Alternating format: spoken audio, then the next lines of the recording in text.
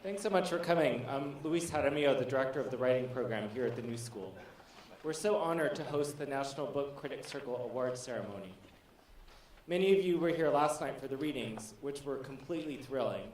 There were no introductions, and none of the readers gave drawn-out prefaces to their excerpts. They just dove right in, which meant that we only got the good stuff, the voices of the books and the voices of their authors. If you'd like to hear more from the finalists, please check out the interviews conducted by our MFA and creative writing students in collaboration with the NBCC. You can find the interviews at bookcritics.org or newschoolwriting.org. I have a few people to thank for their work these past 2 nights. At the New School, I'd like to thank Dimitri Rafdopoulos, Paul Flores, Justin Sherwood, Pam Tillis, Gregory Collins, and Lori Lynn Turner. I'd also like to thank NBCC board members Rigoberto Gonzalez, Michael Miller, and of course, the rest of the NBCC board for their vision and generosity. They do the hard work of keeping the conversation about literature and criticism vital and new. Let's give them a hand.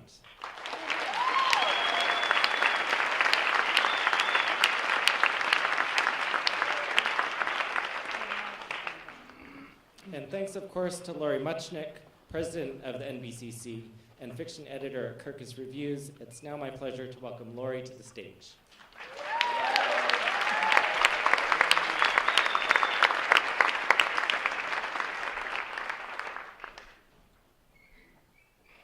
Thanks, Luis, and good evening to all of you. It's my pleasure to welcome you here tonight to the National Book Critics Circle Awards ceremony for the publishing year 2014. We're honored to have you join us this evening as we honor the most outstanding work of the past year in 6 categories: fiction, nonfiction, biography, poetry, autobiography, and criticism.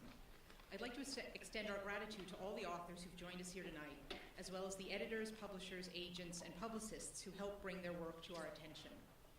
The National Book Critics Circle Awards were founded in 1974 out of a conversation that took place at the Algonquin Hotel by a group of critics who wanted to establish a set of awards given by critics themselves. Unlike other national literary awards, the books that would be considered would come directly from nominations offered by the critics, reviewers, and book review editors who make up the NBCC board. That nascent group of critics did a fantastic job honoring E.L. Doctorow's Ragtime, John Ashbery's Self-Portrait in a Convex Mirror, R.W.B. Lewis's Edith Wharton, a biography, and Paul Fussell's The Great War in Modern Memory. In the years since those first awards, the NBCC has grown to include 700 member critics from across the country, and the number of judging categories has jumped from 4 to 6. It has also expanded to include the notable Leonard Citation for excellence in reviewing, with which we recognize outstanding review work by an NBCC member, and the Ivan Sandroff Lifetime Achievement Award, given to those individuals and institutions whose work has made a decisive contribution to the world of letters. We're delighted to present the Leonard Citation tonight to Alexander Schwartz, and the Sandroff Award to Toni Morrison. We'll also be presenting our second ever John Leonard Prize for a debut book in any genre to Phil Platt. John Leonard, as you know, was one of the founding members of the NBCC, a longtime critic and editor and lover of books and writers. This award is different from our other book prizes, which are chosen by the 24-member board. In honor of John's democratic spirit, the winner of his prize is chosen by a direct vote of the approximately 700 members of the NBCC. Tonight's ceremony is the culmination of 12 months of reading a massive number of books in each category, discussions, arguments, counter-arguments, a great number of online meetings, and several intense face-to-face meetings. At the beginning of each year, the 24-member board divides itself among the awarding categories, and in the months to follow, reads as extensively as humanly possible in each of those categories. After the selection of our finalists in January, all 24 members read every one of the 30 titles. A 2-month-long marathon that's testimony to the high level of commitment by our board. Earlier today, we met in a room on 13th Street and argued our way through each group of finalists. Tonight, we're proud to name the recipients of the NBCC Awards. I'd like to ask all the members of the board to stand at this point so we might recognize you for your efforts.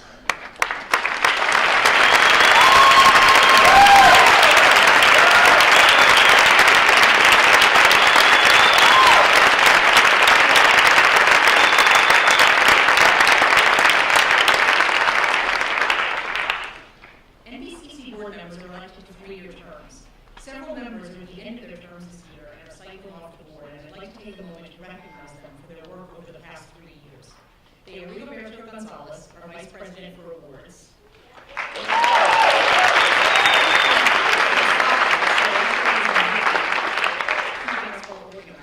Stephen Hellman, our Vice President for Membership and the Chair of the Standoff Award Committee.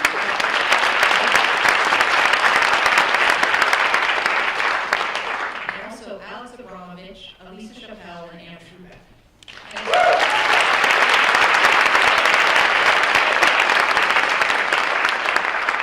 The NBCC wouldn't exist without the support of the literary community as a whole.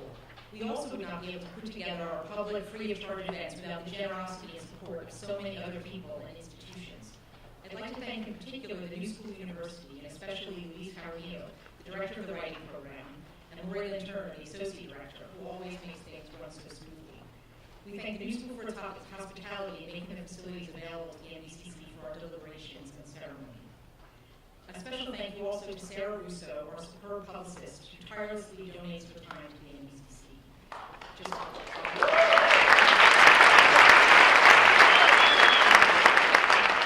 Special thanks to David Harno, who helps us in so many ways through the year, and he's up in the booth. And Rigoberto Gonzalez again, who makes creating this event look easy, which it's not really. I invite you to join us to toast all our finalists at our benefit reception immediately following tonight's ceremony.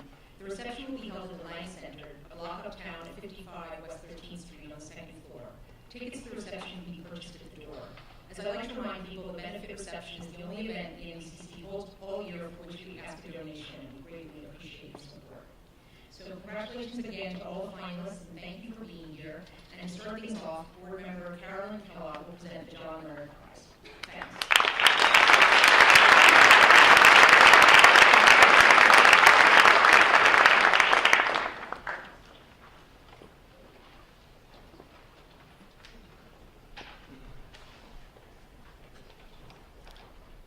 As we've heard, the John Leonard Prize is awarded through a vote of our 700 members. It's for the best debut work of the year. I keep looking to see if we have a slide. Do we have a slide? Okay, don't be surprised. It's Redeployment by whose name is pronounced Clee? Is it Clee? Clyde.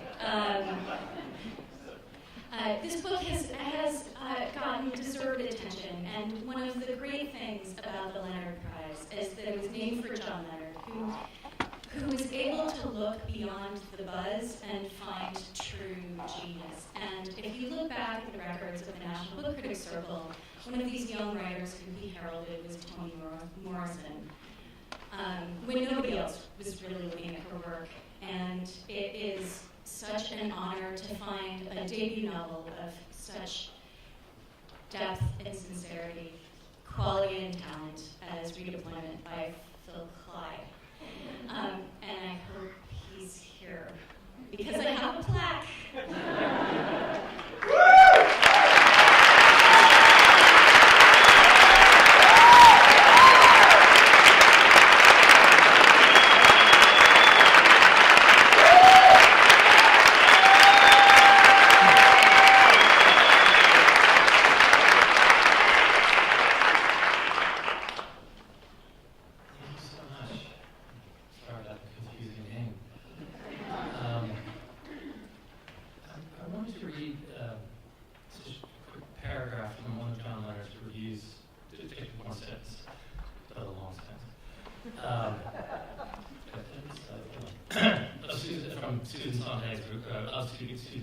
Regarding the pain of others. So there's suffering, he writes, and there are cameras, and it's possible to worry about the motives of the men and women behind the camera. Is it possible to worry about whether they're looking at the pictures they bring back from the wound is voyeuristic or pornographic, whether such witness seems more authentic or more amateurish, whether excess exposure to atrocity velocities dulls Jack and Jay's Jill, or whether, but then again, maybe these worries are self-indulgent besides the point, which should be to think our way past what happened to lie. When I started writing my book, I knew many things about what happened, stories from veterans, plenty of statistics, history of operations conducted in Iraq. But of course, it wasn't enough. And I started writing and talking to friends, both civilians and veterans, trying to dig past what had happened towards something deeper. And one of the great honors and privileges for me in publishing this book has been to see my stories responded to, not only in terms of whether they have artistic merit or not simply whether they deliver laughter, tears, or horror, or satisfying epiphanies, but also whether they're useful for understanding our present moment. Acts of interpretation that, even when not entirely approving of all the choices I've made, further clarify for me what I was trying to express and what other directions we all might travel as readers. So it's a true honor to receive this award named after one of the great critics whose reviews helped us understand not only books but also ourselves, and do so with such delight in language and with such love for the possibilities of literature. I'd like to thank the members of the National Book Critics Circle. I'd like to thank all those who helped me along the way as I was writing the book, my first readers and editors and teachers. I'd like to thank my wife, Jessica Alvarez, my parents, my family, in the audience and abroad. Anyway, I'd like to thank Eric Simenoff, Andrew Walker, Liz Calamari, Scott Moores, Yamila Lada, and everyone who picked up the book. Thank you so much.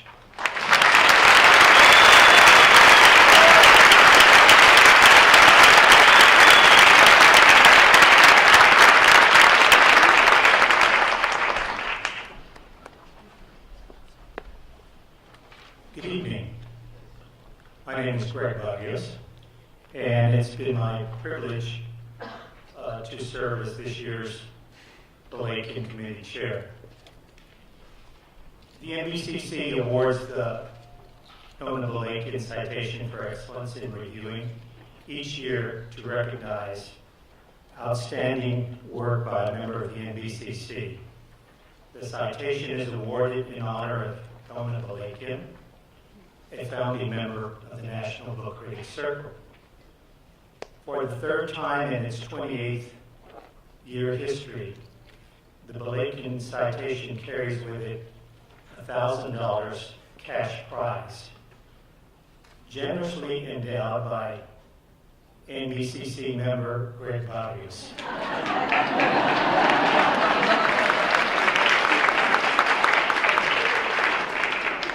By coincidence,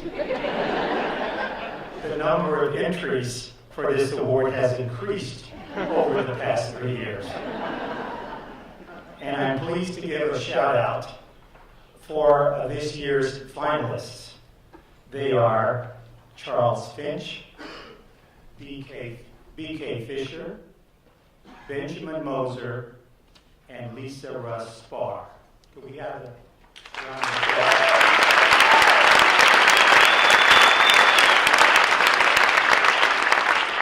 Thank you. This year's recipient was a finalist last year.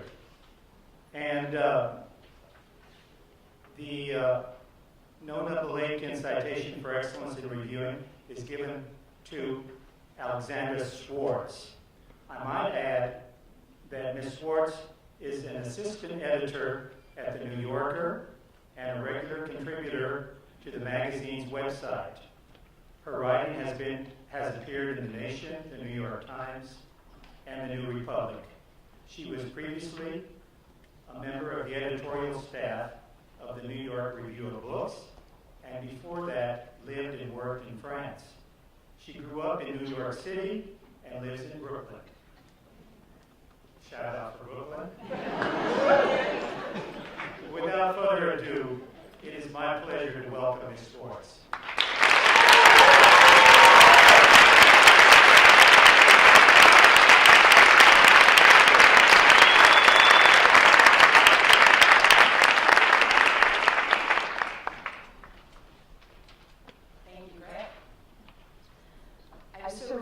When I found out a few days ago that I was speaking early in the show so that I could get my adrenaline spike over with right away.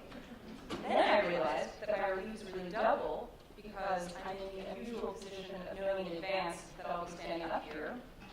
And then I realized that the whole situation, the reviewer holding forward while a group of writers sweat it out in their seats, mimics perversely what I'm up here for. Once again, the critic gets to think herself on sure ground while the writers squirm, or at least she gets to pretend she does. I want to thank the board of National Book Critics Circle and, of course, the members of the Levian Committee. To be honored by a jury of your peers when those peers are judges for a living is a total thrill. On a par with seeing my name on the same page as Toni Morrison's. The last place that happened was on the title page of paper for my 10th grade American Lit class. Which, not so incidentally, was also when I discovered the agony and the ecstasy of writing about books that really mattered to me. Being a critic is, for me, a way of learning, and to do that, you have to have the right teachers. On that count, I'm grateful to Henry Finder at the New Yorker for giving me a kind of training that you can't go to graduate school for, and John Palatella at The Nation, who with extraordinary generosity got me started in all of this, and has made sure to keep me on track ever since. A word about that start. When I was an intern at The Nation, just after graduating from college, John learned that I was interested in fiction. He began passing me galleys of novels, and we would walk to Union Square Park to have coffee and to discuss them. I thought he was doing this to get some feedback about what magazine it should be reviewing, because I had never worked in a magazine before, and didn't stop to wonder why anyone would be asking me about that. And then it turned out that he was doing it to see what I should be reviewing. I wasn't an expert in anything. Certainly I wasn't an expert in contemporary Russian literature, and so when I got my first assignment to write about the translation of the Russian writer Lyudmila Petrushevskaya's wonderfully twisted short stories, I immediately imagined a Russian professor wearing a dark fur cape and drinking tea from a glass with sugar cubes stuck between his teeth, sitting down at his desk to write a letter to the magazine demanding that the hack who got Petrushevskaya wrong present her credentials and defend herself. It wasn't really a question of whether this would happen, as much as how many cape-wearing professors there would be. And so I drew on quality, also a resource and a tool that is very dear to me, and I venture to say very dear to many people who write reviews: arrogance. But I'm not talking about bloated, bitter arrogance, the kind that distends the ego and clouds judgment. There's good arrogance too, just like there's good cholesterol. Arrogance that bolsters you, that allows you to feel that your judgment might be sound, that it might, and this is where the reviewer's mind starts swarming up and humming, be even better than sound. You start to see the book's true shape. You start to track the movement of the writer's mind. You start to feel that you can glimpse the subtle intersection of the writer's intention and the book's effect. And I think that's why so many of the metaphors I find myself using for writing criticism involve motion. Wading deeper and deeper into a body of water, or walking forward onto a floor, testing the strength of its boards. Where should we put pressure? What are the conceits and the ideas that can hold real weight? I like the floor metaphor especially because it gives some sense of the next thing that usually happens. Just when you've convinced yourself of your own profound rightness, that you understand the book and its author better than the author does herself, all this useful constructive arrogance, this brash motivating confidence, collapses, revealing a turmoil of doubt. The thing you've had in your grasp slips away, and that's as it should be. If the reviewer has a surfeit of arrogance, she has nothing to learn. Too much doubt, and she has nothing to teach. It's the exchange between them, the wrestling with knowing and not knowing, that makes this whole enterprise of criticism worthwhile and necessary and fun. This is what the reviewers I love do for me. They offer a record of impressions and ideas strong enough to make a serious case, flexible enough to allow someone else to make another. A book should be reviewed by many critics, and maybe institutions that publish them increase and multiply, because a book is a multiple thing, as multiple as its number of readers. It's going to change shape from being read and from being written about. Sometimes it's diminished, sometimes it's amplified, but it's always changed. I doubt that many authors like to think of themselves as feeling intimate with people who review their work, but it's the true privilege of the critic to sometimes experience a profound intimacy with the author she's reviewing. How presumptuous and how precious. This sense of closeness to someone else's mind may be the crucial arrogance of reviewing and the whole aim of the sport.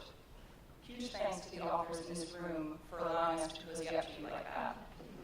And on the subject of intimacy and learning, a final deep tip of the hat to my parents, who always told me that I was too critical. I'm very glad they were right.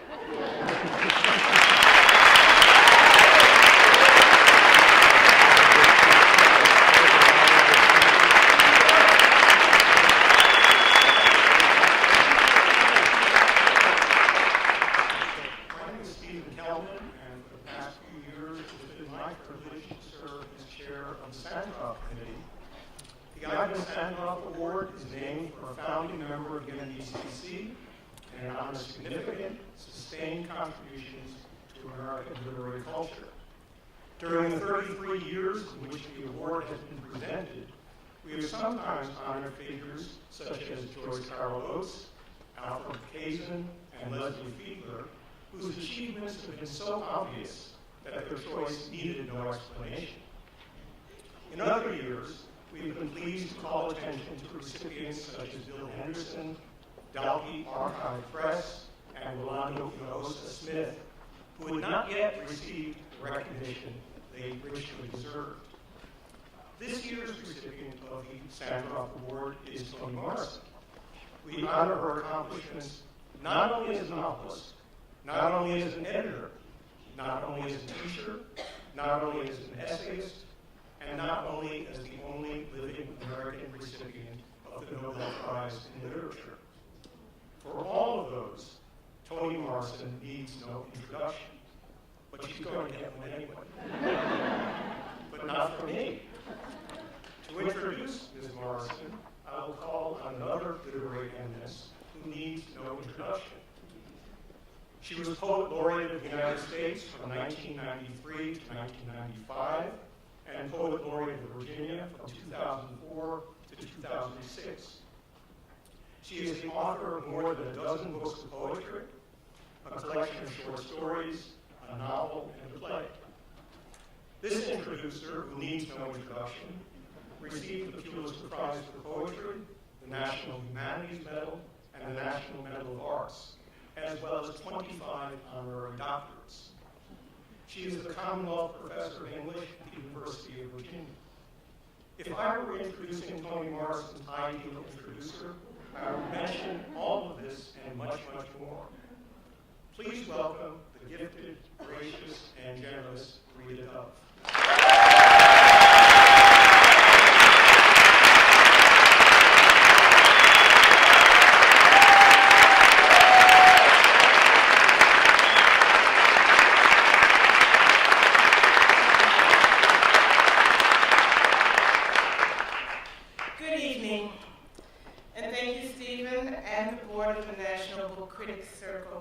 For inviting me to introduce Toni Morrison as recipient of this year's Ivan Sandroff Lifetime Achievement Award. Although Toni Morrison certainly doesn't need an introduction per se, as Stephen has said, and there can scarcely be too many, I believe, celebratory tributes to one of the greatest novelists of our time, and the only living Nobel laureate in literature. I don't have to rattle off Toni Morrison's many accomplishments and honors to you here tonight. As book critics and lovers of books, you are by and large deeply familiar with her works, and this organization was among the very first to publicly recognize the rising star when, in 1977, she received the National Book Critics Circle Award for Song of Solomon. In our age of factual information, cascading from smartphones at the tap of a few buttons, you don't need me to remind you of the many titles of our author. Here are honoree the 11 luminous and illuminating novels and numerous other works, the plays and essays and children's books. And I also assume you wouldn't want me to whittle away minutes here at the podium with a recitation of previous awards, although I admit it is tempting to admit just a few, such as the 1988 Pulitzer Prize for Beloved, the 1996 Jefferson Lecture, the National Humanities Medal in 2000, the Honorary Doctorate from Oxford, and many others, and the 2012 Presidential Medal of Freedom.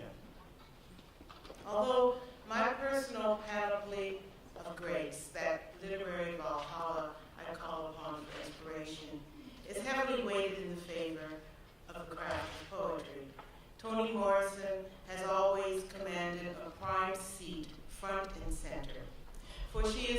only a prose virtuoso, but also a master of poetic sensibilities and lyrical language.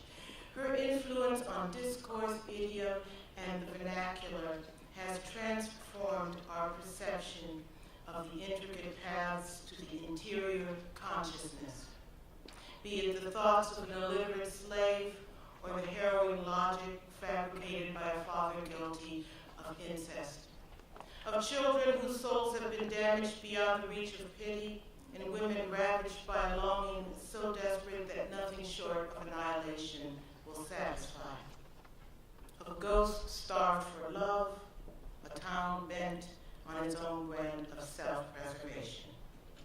With an extraordinary poet's economy of idiom and her signature elliptical elegance, Toni Morrison has probed the crannies and tunnels of mental illness and the torment of war veterans shattered by the myriad possibilities for sabotage in the world. She has recreated the improvisational call and response of jazz, the seesaw proclivities of obsessive attraction and violence freighted with fear. And while birthing upon the literary stage a host of characters that we as readers recognize as familiar and accept in the way of family, from the praiseworthy to the quirky to the closeted, she has also subtly and cannily been at work in fashioning a new graph of American history, whose many intersecting trajectories take us from the Anglo-Dutch slave trade through the antebellum insanities of Southern racial terror, from Great Migration in the 1920s in Harlem to the labor pains of the automobile age, whose factories disgorged a glittering stream of chrome-trimmed fantasies from what are now called the Rust Belt cities of the Midwest, from the LA cosmetics industry to a trailer parked outside of a town called Whiskey, California. A few days after I received Stephen Kelman's call asking me if I'd like to pay homage to Toni Morrison tonight, an undertaking somewhat tantamount to introducing the goddess Athena, while she looks on with her gray eyes, my husband and I went to a dance, a milonga, at our local Argentine dance club, Tango Club. And in an attempt to boost everybody's mood in the middle of a drear, chilly winter, and as a nod to the carnival season, everyone was asked to come masked. But when we arrived with our Venetian facial wear and our Harlequin confections, we quickly discovered that the mask got in the way of dancing. Ribbons got tangled and gold braids snagged on feathers, and with obstructed peripheral vision, balance was impaired, so we wobbled.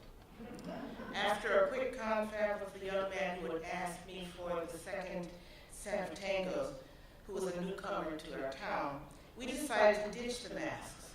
And as the bandoneon throbbed to Carlos Gardel singing about the kind of woman who can ignite an instant violent love, my dance partner leaned down and remarked out of the blue, "That's some Toni Morrison love."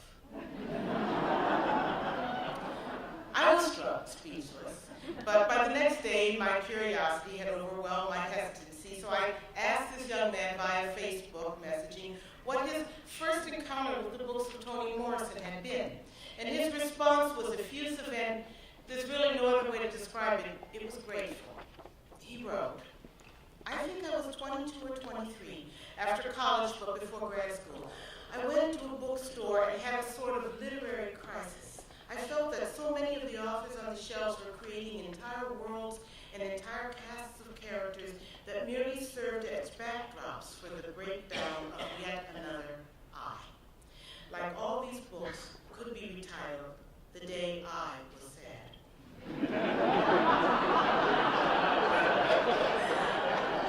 Then I picked up Beloved. Faith in literature restored. What a genius Morrison is. I think so many novelists are like peacocks with their language, flourishing feathers and letting the reader know how smart and lyrical they are. But I think Morrison is able to do extreme lyric and be conversational at the same time. I wish I had found her work earlier. I want to know why she isn't required reading in all schools. Morrison has wisdom in abundance, along with lyrical and storytelling brilliance. I wonder how she does it. And then my table dancing friend ended with a postscriptum prompted by his wife of just a few months, who insisted that he tell me this. Now my wife wants to tell you about how she battled the Dominican obsession with Aryan features as a teenager, but then encountered the bluest eye in high school. She says Morrison gave voice to all of her dissent and made her comfortable with it. 4 decades earlier, I had fought a similar battle with myself in the strange environment I had chosen to immerse myself in when I attended the University of Iowa's Writers' Workshop as its only African-American graduate student. As a young poet still trying to locate myself in the thicket of literary traditions, I often wandered the stacks, willing myself into unknown territory. I had yet to find myself, or at least an image I could identify with, in the pages of European and American literature. And most books concerned with Black America took place by and large, either in the Deep South or in urban ghettos. What about the experiences and dreams of a Black girl growing up middle class in middle America, I wondered. Was there no room, no mirror for me? And then one day, deep in the bowels of the library, I stopped dead in my tracks. Something had caught my eye. I wasn't sure what. There, right behind my left shoulder, I couldn't shake the feeling that a book was looking for me. Since it was spring when such things happen, I didn't question the feeling, I simply turned around. And there it was, at eye level, bound in black linen with peacock blue lettering, The Bluest Eye, by Toni Morrison. The library had removed all the book jackets, so there was no biographical, no blurb to give me a hint of the contents. The title intrigued me. I didn't know the author, but as soon as I opened the book and began to read, I was convinced that Toni Morrison, whoever she was, knew me, my people, and where I came from, Akron, Ohio, one of the industrial towns sprinkled along the smudged neckline of the Great Lakes. By the time I finished the opening section, those 3 amazing paragraphs mimicking the eerie deadpan of primary school primers, variations on an American dream gone horribly wrong, I was certain that this writer had also experienced, as I had, the double consciousness of W.E.B. Du Bois's definition that this is a peculiar sensation of always looking at one's self through the eyes of others, of measuring one's soul by the tape of a world that looks on in amused contempt and pity. When I reached the sentence, not even the gardens fronting the lake showed marigolds that year. A wild hope began to stir that maybe, just maybe, she was from the Midwest. And 15 pages later came the confirmation I craved. Quote, there is an abandoned store on the southeast corner of Broadway and 35th Street in Lorain, Ohio. I began to shiver. My gut response had been right. Toni Morrison was a homegirl. No words can fully express what Toni Morrison has meant to me ever since, as a writer, a woman, a Black woman, and yes, a fellow Ohioan. She gave me literary shelter and pointed me toward the poetry in my geographical space. She taught me to pay attention to everything without prejudice, for beauty can be found in the ginger sugar smell rising from a polluted lake, and the fate of an empire can rest on the curve of an eyebrow. Her work has accompanied me through my years of honing myself as a writer and a woman, and how desolate that journey would have been without Milkman and First Corinthians or Flores or the intrepid Sulla, without Toni's dry humor and chastening gaze, her laughter that seems to come straight up from the middle of the earth. Over the years, Toni Morrison and I have met in a number of places and times, official events, as well as more private gatherings, and even once by chance, late one evening in a hotel lobby in Cleveland, where we convinced the bartender to serve one more round of drinks before closing shop. But 2 scenes with Toni stand out vividly. a 1994 tribute in her honor at the Cathedral of St. John the Divine, and a gala 7 years later at the New York Public Library in celebration of her 70th birthday. In both places, Toni was surrounded by orchids.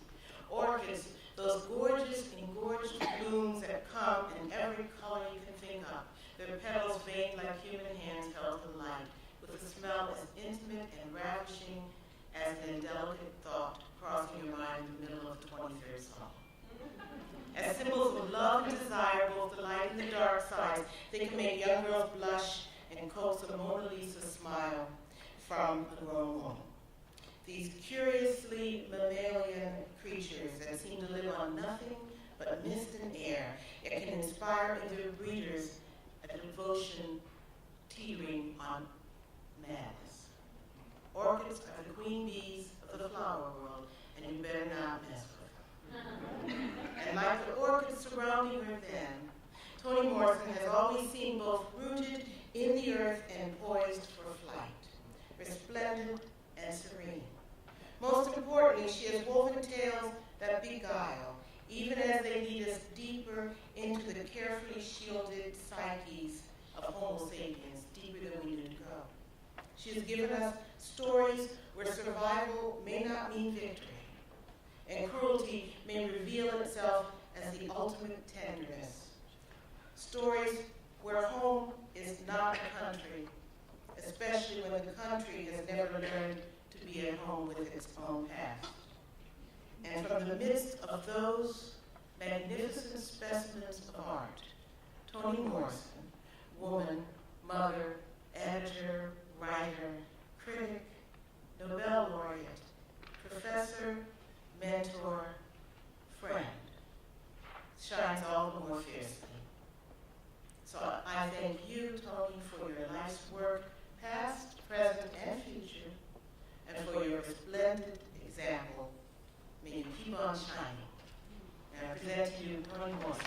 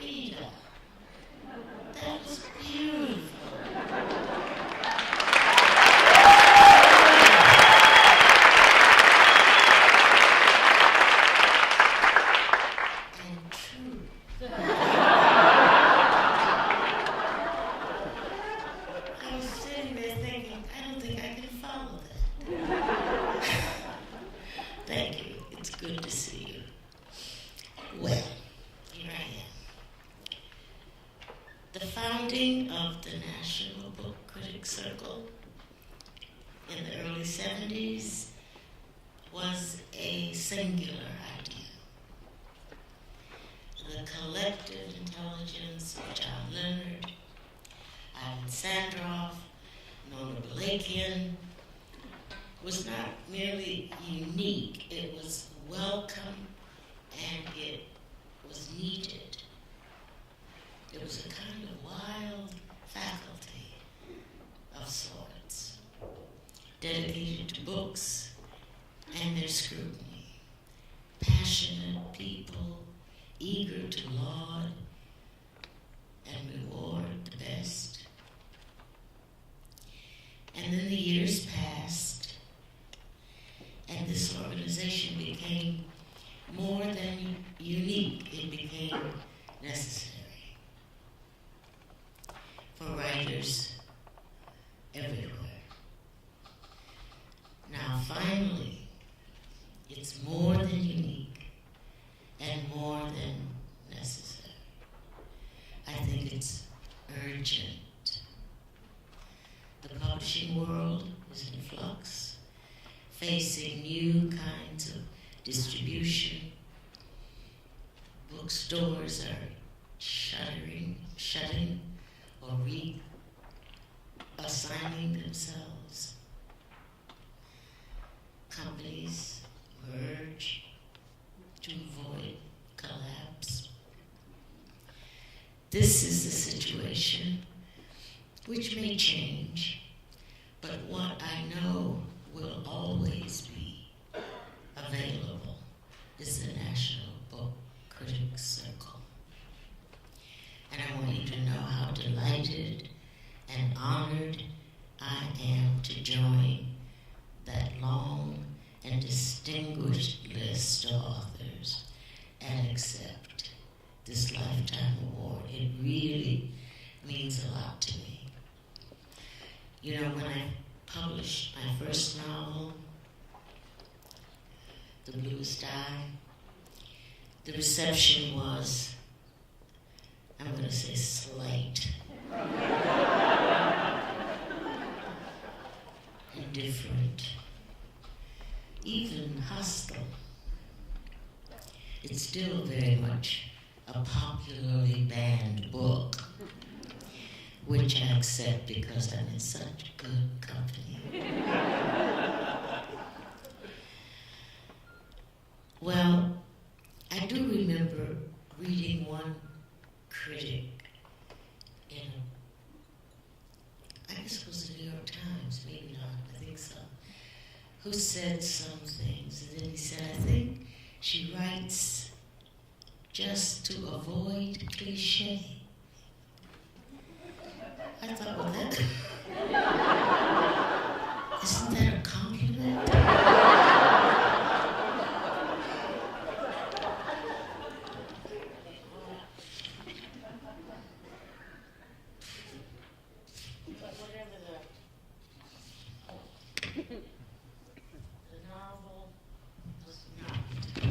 The novel was not taken seriously. Actually, not until John Leonard read it and took it very seriously indeed. And it wasn't about whether he liked it, The Bluest Eye. It was that he gave it his best judgment on its merit. And I will always be grateful to him for that. Now, I'm not clear what the category was in 1972 when that book was published, whether the category was African American, Black, Afro-American. But what I do remember, that books written by Black writers were given their own shelves in bookstores, just like women's books or detective stories or what have you. And it was unlikely for my book to be shelved alphabetically, which I so much desire. Which is not to say authors objected to that convenience, or certainly that customers did not appreciate it. It is to say that the same separation existed in the criticism.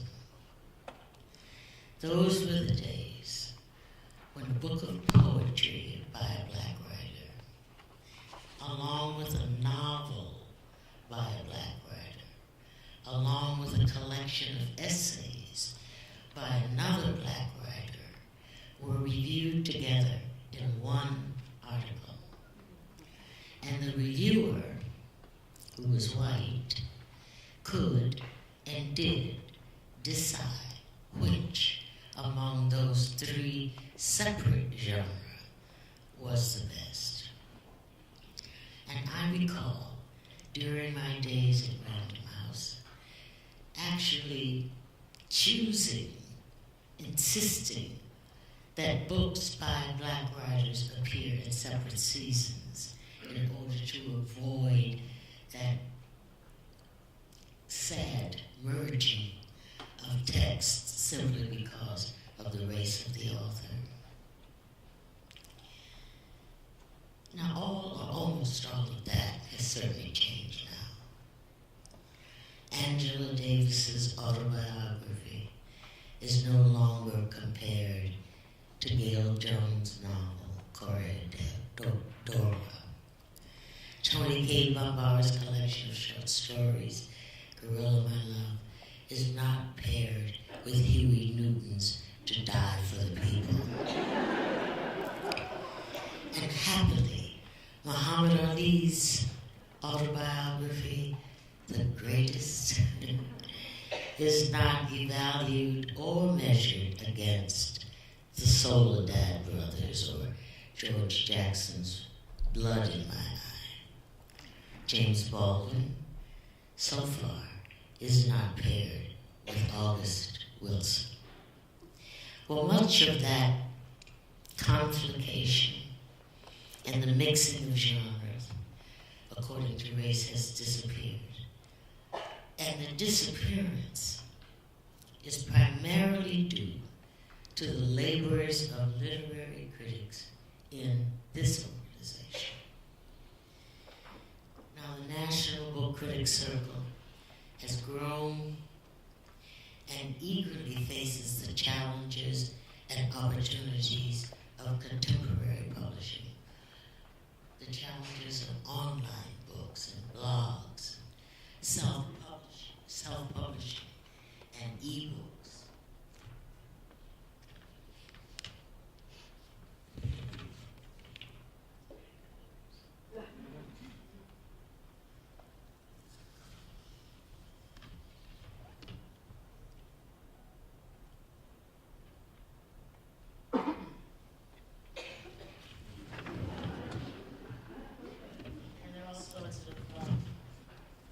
There are all sorts of new presses, private presses, small ones.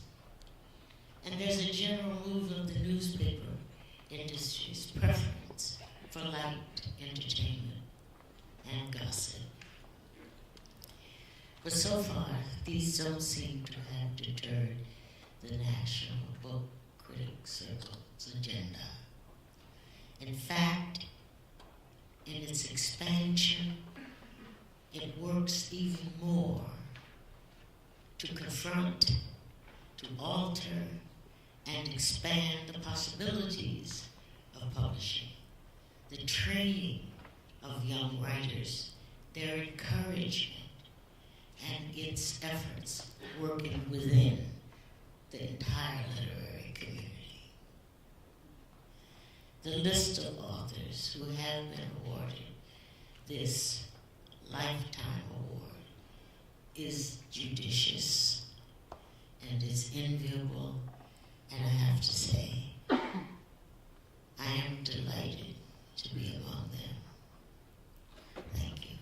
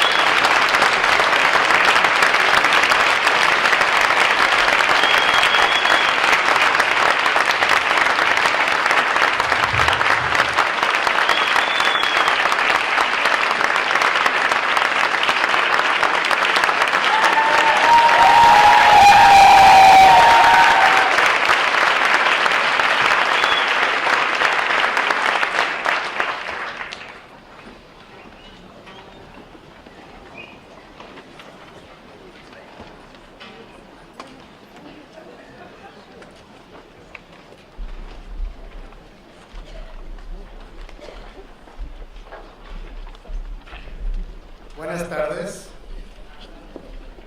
You're so cute, you know how to do it.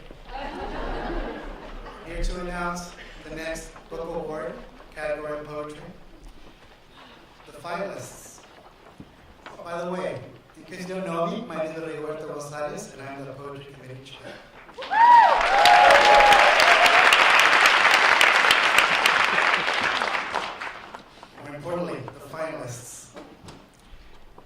Jones, Prelude to Bruise, How to Have Rest.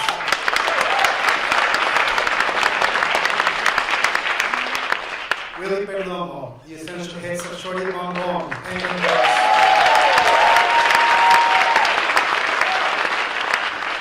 Claudia Rankine, Citizen, An American Lyric.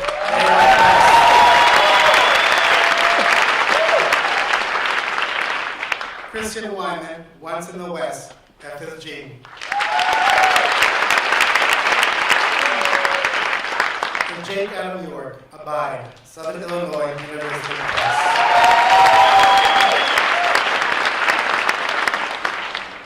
I will announce the recipient.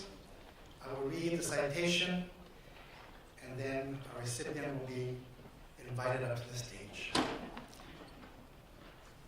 The recipient of the National Book Critics Circle Award in Poetry is Claudia Rankine.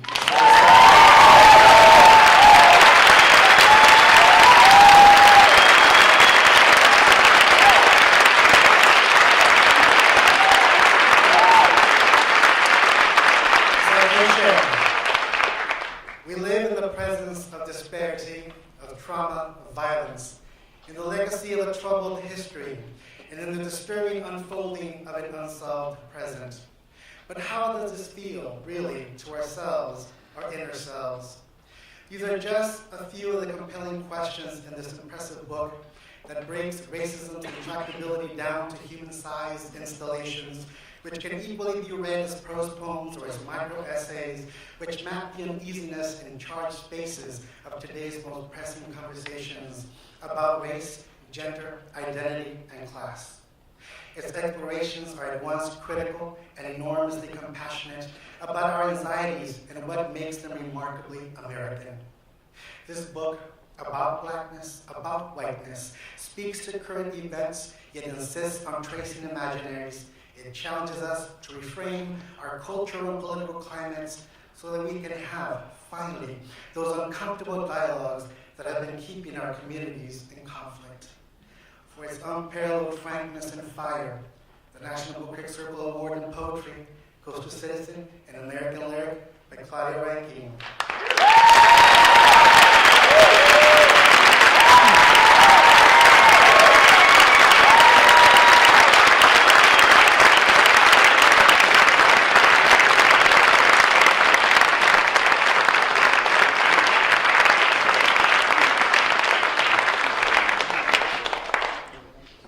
That's good. I'm so honored to be here. It's an honor to be nominated, and I thank the Poetry Committee. I thank the National Book Critics Circle Award. When I was working on this book, I had a song in my head, and it went, "This is not a story to pass on." So to have Toni Morrison here today seems like one of those gifts that somebody else is in control of. The collagist, Romeo Britain, said that there are all kinds of people and they will help you if you let them. So I'd like to thank Grey Wolf Press for being their own kind of family.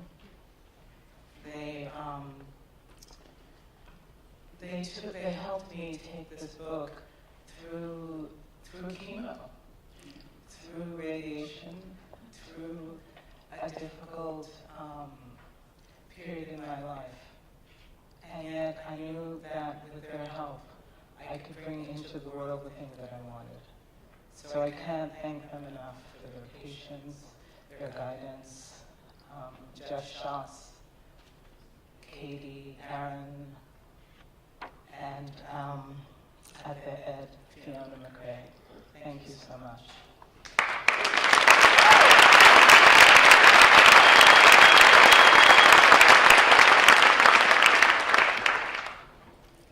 I also want to thank two of my dear friends who are here tonight, not accidentally. I think all writers need readers. You need those people who will argue with you about a comma. And for me, those people are Sarah Schulman and Catherine Burnett. So thank you.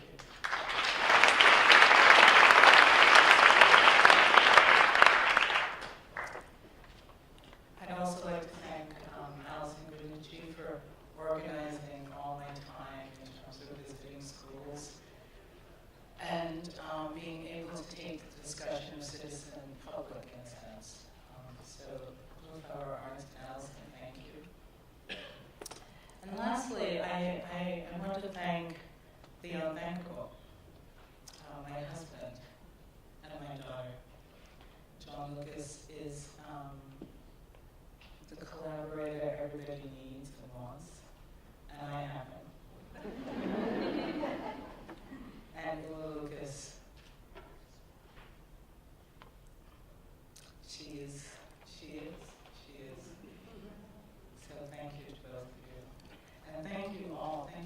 Thank all critics for all the support that Citizen has gotten. And I thank all the people who went to the libraries and bookstores and passed it on. Thank you. Thank you.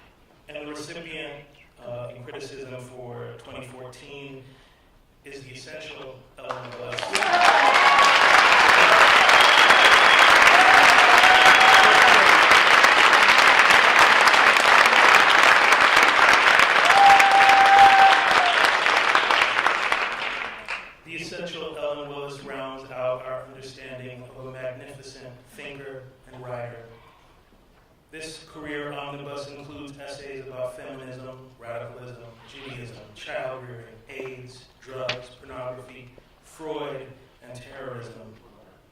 They are beautifully reasoned, beautifully written, and right. The essential Ellen Willis presents the full sweep of a life well spent and well argued. Nona Willis Aronowitz, come on up.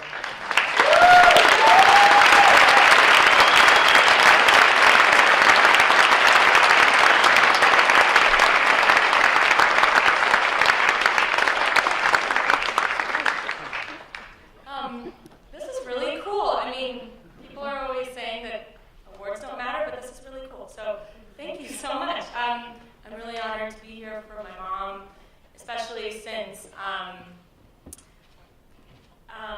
she had another book, another collection that I put together, Out of Final Deeps, nominated in 2012. And this feels very different. I guess what I want to say is it's been a real gratifying experience to see that her influence has actually been growing since she died. I mean, I know that's kind of a thing that happens sort of posthumously, but It's been amazing to see it. It wasn't expected. And I mean, even yesterday, I just happened to be sitting next to Malene Tumani at the reading, and she turned to me afterwards and said, you know, I was your mom's student. And I always have those moments where people come up to me and say in some way that she's influenced them, and it's really beautiful. I guess I'm not the author, so I'm not going to go through all the things, but I guess thank you to Doug Armato from University of Minnesota. He was really a great editor on this, or an editor of my editing. And Meredith Caffel, who sold the book, and to my dad for my dad, Stanley Aronowitz, who has trusted me with all of her work from the decades. So thank you. This is great.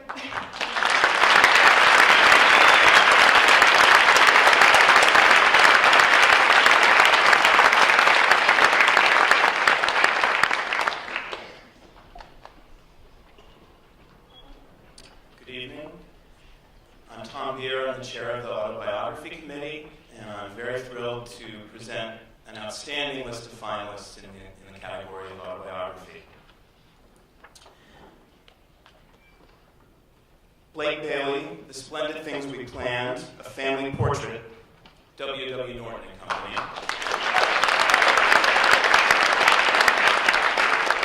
Roz Chast, Can't We Talk About Something More Pleasant?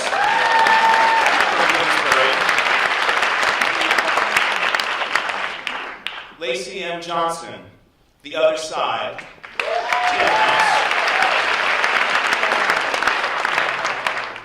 Gary Steingart, Little Failure.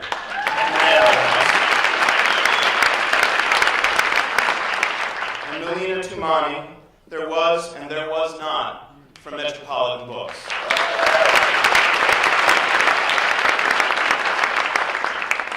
And the National Book Critics Circle Award for Autobiography goes to Roz Chast.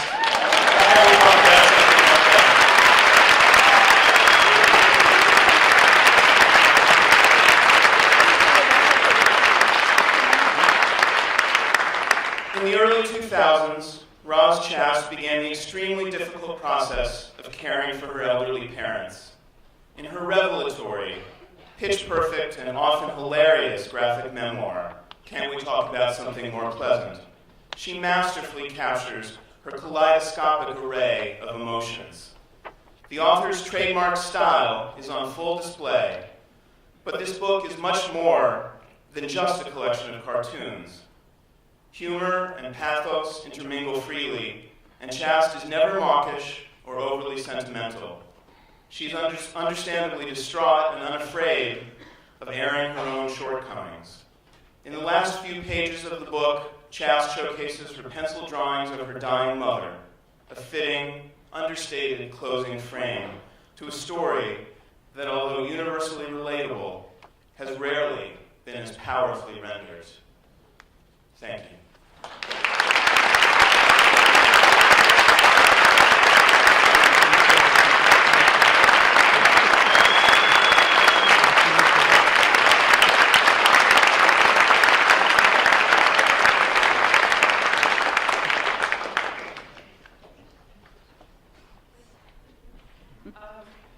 Wow, thank you so much. I cannot tell you how completely surprised I am by this, despite the fact that I did write this thing out.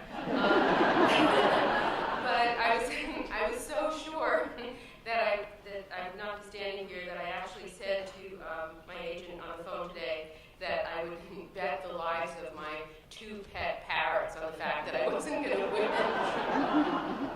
And now I don't know what I'm going to do.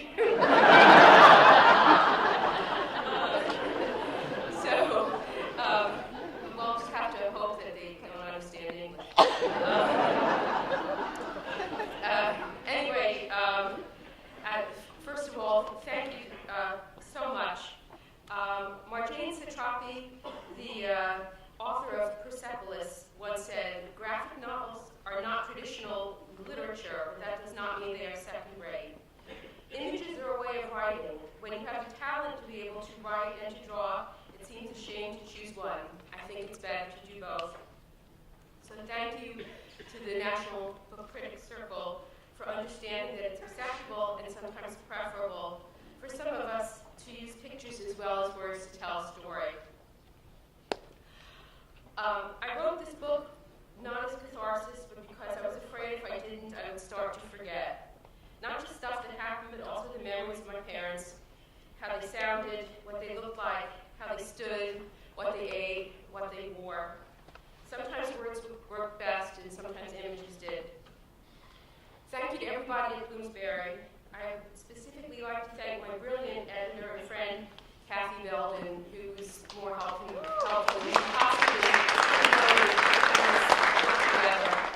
I want to thank Marie Kuhlman, the director of publicity, who helps keep me on track, and George Gibson, the publisher, who has been a great friend and supporter. Thank you, Jen All, my agent, for always being in my corner. I'd also like to thank David Rennick, the author of The New Yorker, for publishing a 12-page excerpt from his book in the magazine, where paper real estate is not like the internet, which is, I guess, pretty infinite. Thank you also to my husband, Bill, who bears with me on a daily basis. And most of all, I want to thank my parents, Elizabeth and George, to whom this book is dedicated. Thank you for being proud of me and for letting me be an artist and a writer. I hope that somehow they are aware that their story has touched many people. Thank you very much.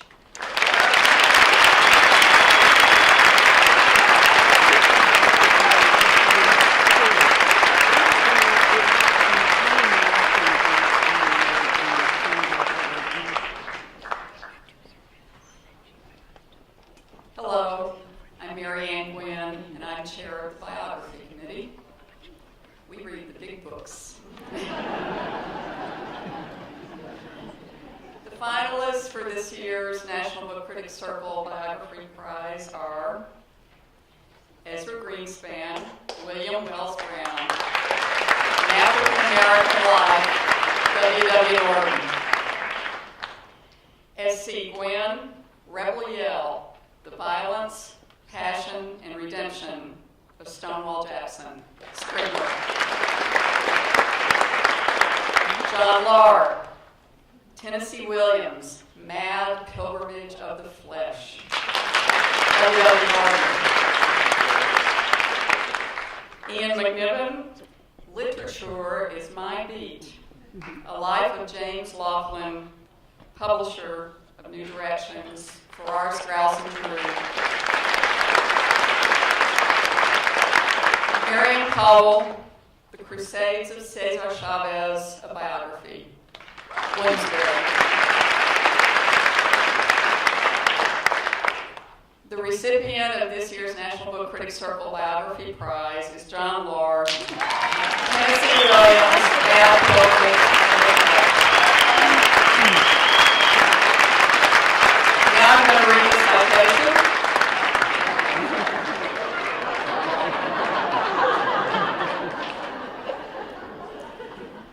John Lahr brings vibrant prose and a critic's acumen to his biography of one of the greats of 20th century American theater, Tennessee Williams.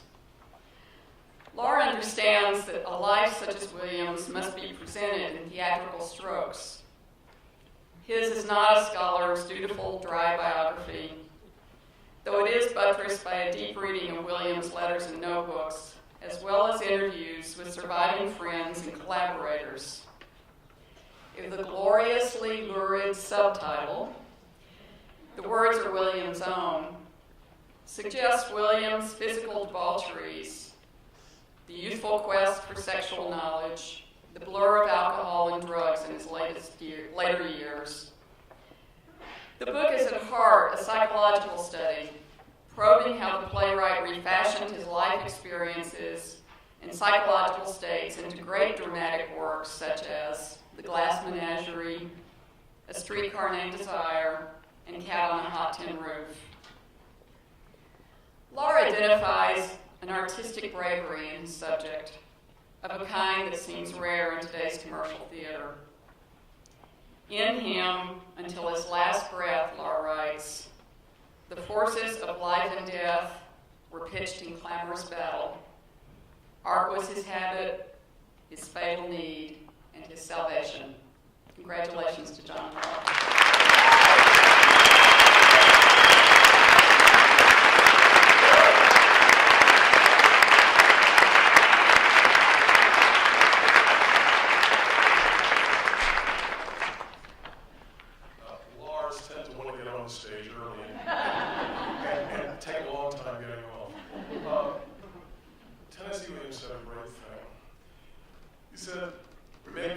challenges, attempt them, there is nothing else.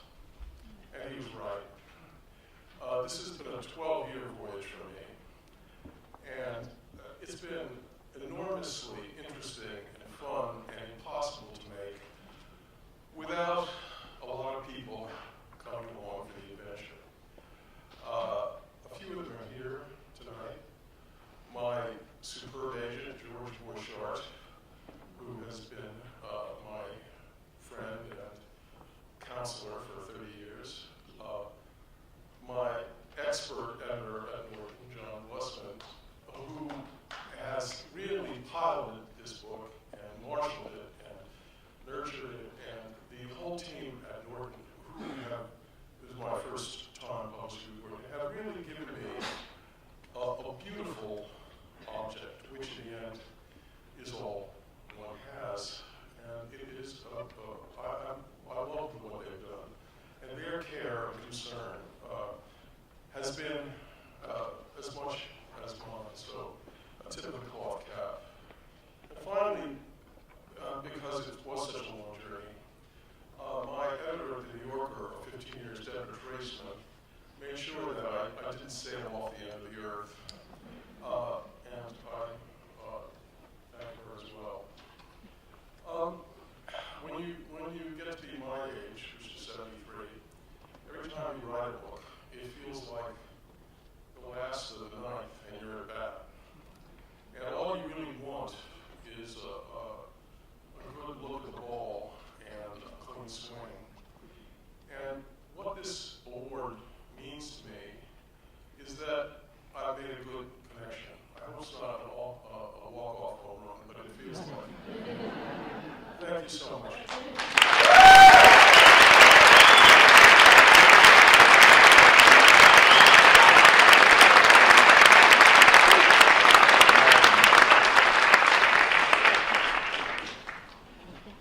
Good evening. I'm Karen Long. It was my sharp pleasure to chair Nonfiction this year. And the finalists are David Bryan Davis for The Problem of Slavery in the Age of Emancipation, Kino.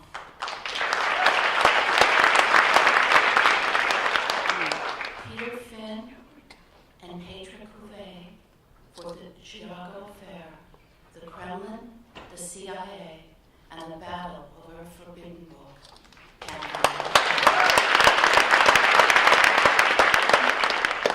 Elizabeth Colbert, The Sixth Extinction, An Unnatural History, Henry Holt and Company.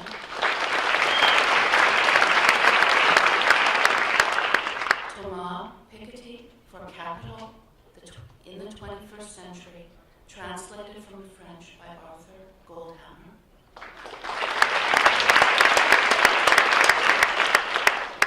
And Hector Tobar for Deep Down Dark, the untold stories of 33 men buried in a Chilean mine and the miracle that set them free.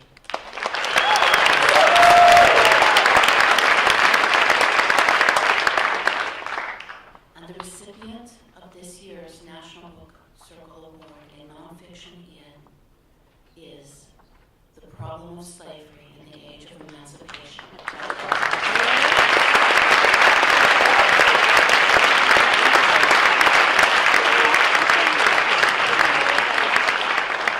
Forceful, elegant prose, The Problem of Slavery in the Age of Emancipation undermines mythologies of white supremacy, black savagery, and passive black victimhood. The culmination of 50 years' research, Davis asks us to realize that the abolition of chattel slavery in the New World, quote, represents a crucial landmark of moral progress that we should never forget, unquote. This excellent study compels us to draw concentric links from Toussaint Louverture and Frederick Douglass and William Wells Brown to the human rights movements burgeoning in America today. Wendy Strotherman will accept for David Bryan Davis.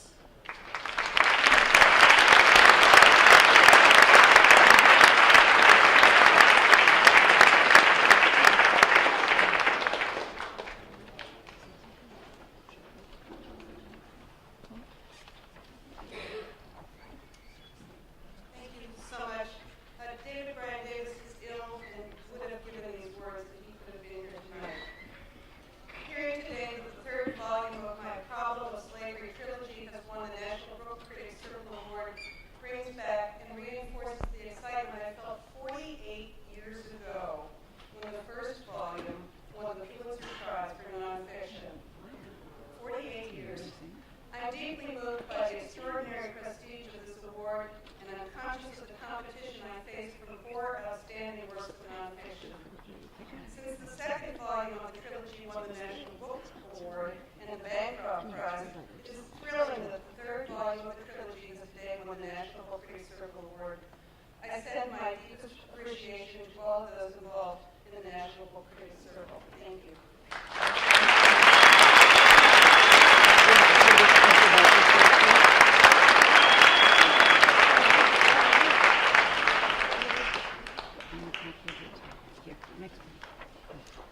Good evening. My name is Mark Abatakis, and it has been my great privilege for the past year to serve as the chair of the NBCC's Fiction Committee, which has arrived at these 5 stellar finalists. Rabi Palmatine, An Unnecessary Woman.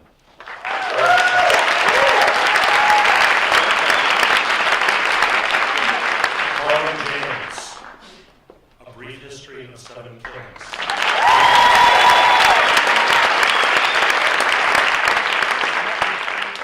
Lily King, Euphoria.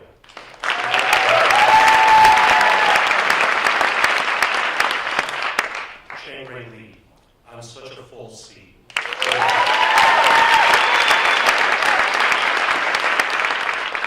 Marilyn Robinson, Lila.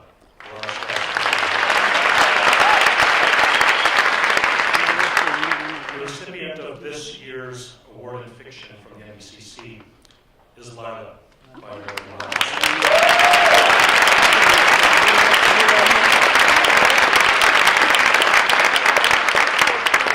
Marilyn Robinson fills the third novel in her Gilded trilogy with glorious language shot through with light and grace. Pity us, yes, but we are brave, she writes, and wild, more life in us than we can bear, the fire enfolding itself in us. With Lila, Robinson offers us yet another miraculous and momentous American portrait. No one writes so simply, yet profoundly, of our yearnings and struggles, our troubling doubts, and grateful affirmations of the good when we encounter it at last. Congratulations.